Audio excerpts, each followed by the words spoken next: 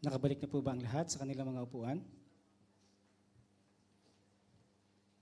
Tayo po ngayon ay nasa ikalawang bahagi ng ating activity na kung saan ating gaganapin ang mahalagang gawaing iniwan sa atin ng ating dakilang Diyos, ang ating Panginoong Yesus.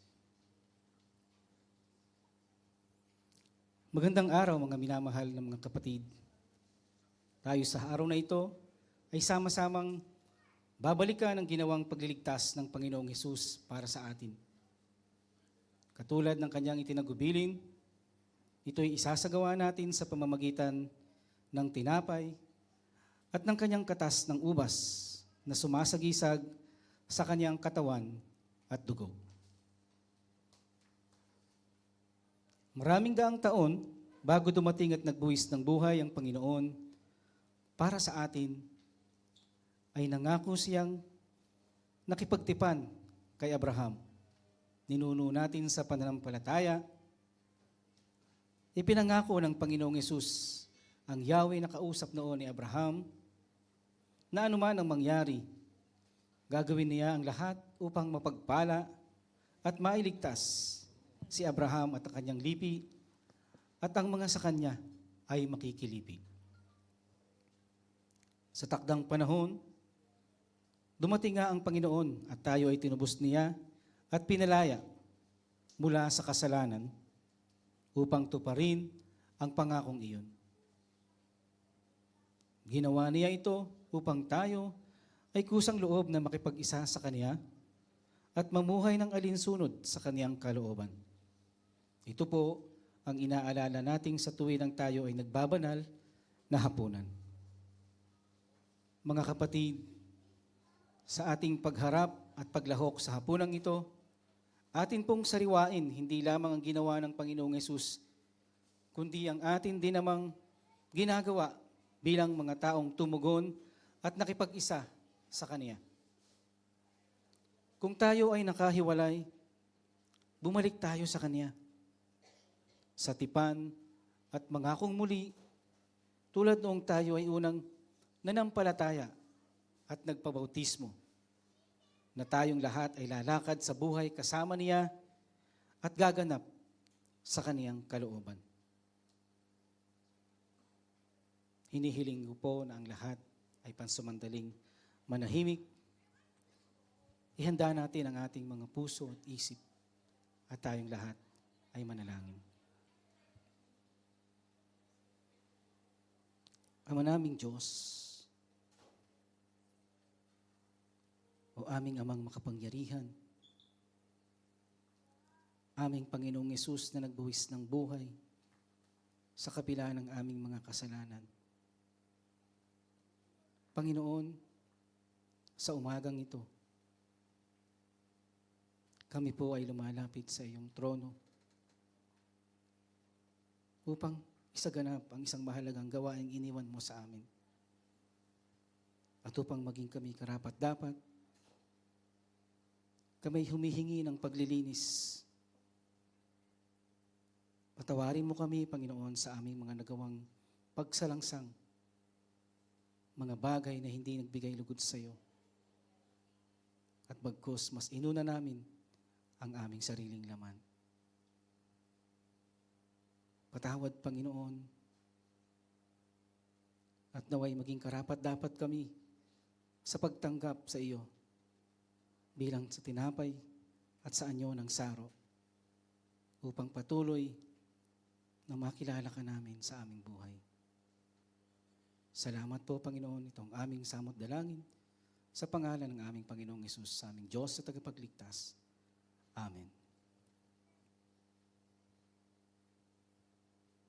Noong gabing iyon, ang Panginoong Yesus ay pinagkanulo, dumampot siya ng tinapay.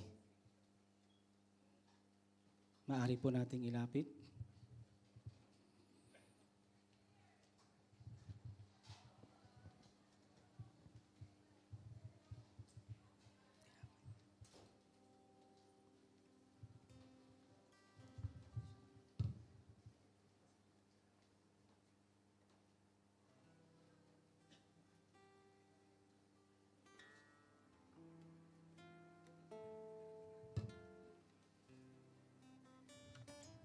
Dumampot siya ng tinapay at nagpasalamat. Matapos manalangin, pinagpira-piraso niya ito at sinabing, "Ito ang aking katawan na inihahandog para sa inyo. Gawin ninyo ito bilang pag-alaala sa akin." Matapos maghapunan, dumampot din siya ng saro at sinabing, "Ang sarong ito ay ang bagong tipan ng Diyos na pinagtibay ng aking dugo. Tuwing iinumin ninyo ito, gawin ninyo ito bilang pag-aalaala sa akin. Sapagkat sa tuwing kakain kayo ng tinapay na ito at iinom sa kopang ito, ipinapahayag ninyo ang kamatayan ng Panginoon hanggang sa kanyang muling pagparito." Maaari na po nating ipamahagi ang mga elemento ng tinapay at ng saro. Habang tayo po ay sabay-sabay na umaawit.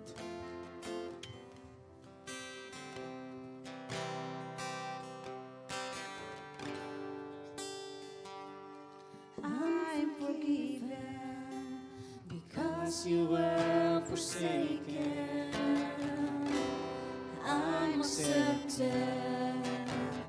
You were condemned. I'm alive and well.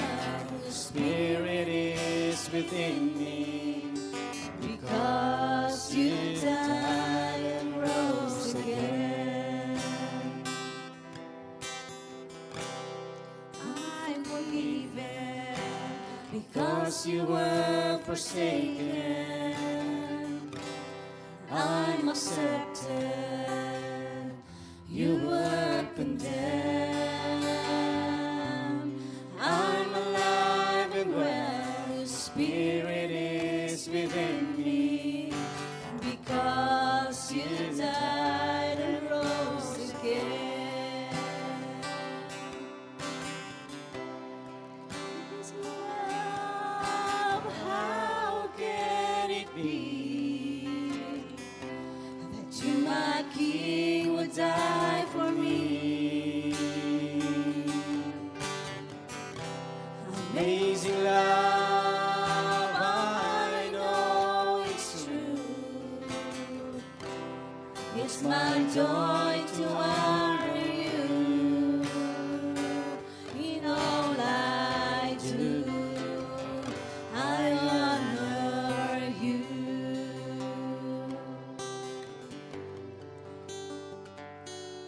I'm forgiven because you were forsaken.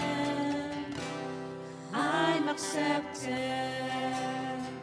You were condemned. I'm alive and well. Your Spirit is within me because you died and rose again. Amazing love, how can it be that you, my King, would die for me? Amazing love, I know it's true. It's my joy to honor you. Amazing love, how can it be that you, my King, would die for me? Amazing love, I know it's true. It's my joy to honor you. Amazing love, how can it be that you, my King, would die for me? Amazing love, I know it's true. It's my joy to honor Amazing love.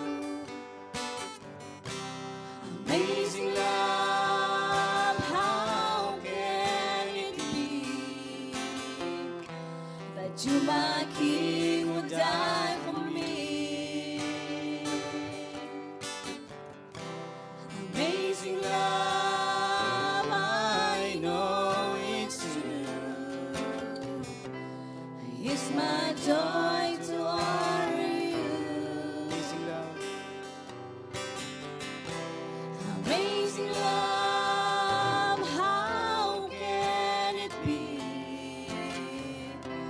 that you, my King, would die for me? Amazing love, I know it's true. It's my joy to honor you. Amazing love. Amazing love, how can it be that you, my King, will die for me? Amazing love, I know it's true.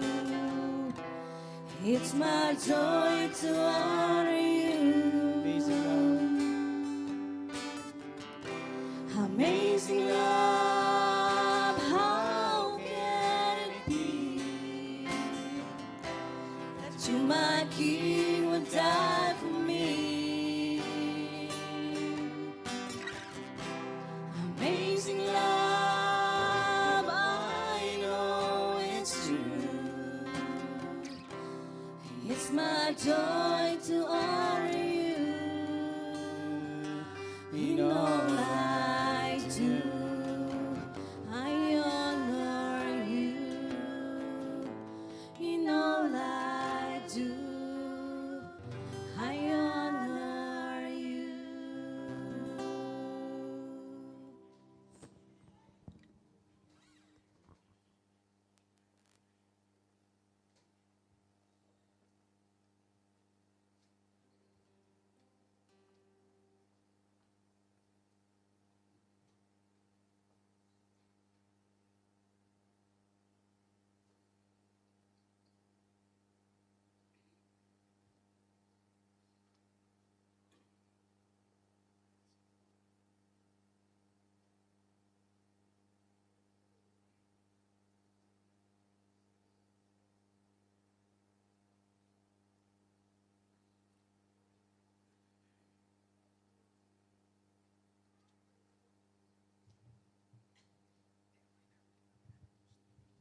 Tayo pong lahat ay magsitayo.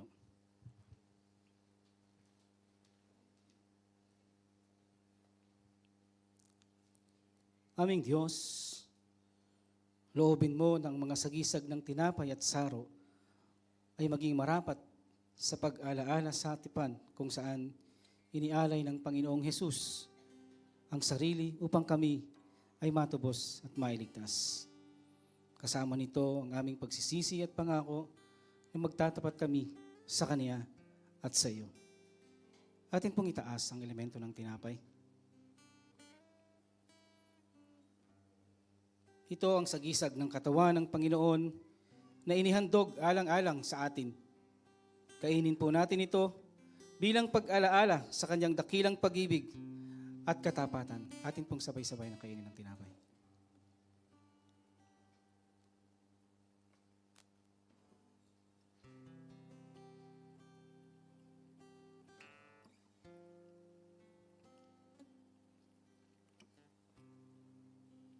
Atin pong itaas ang mga saro. Ito naman ang saro na sagisag ng dugo at buhay ng Panginoong Hesus na inihandog at itinigis upang tayong sumasampalataya ay mapatawad sa ating mga kasalanan at mabigyan ng panibagong buhay. Atin po itong sabay-sabay na inumin.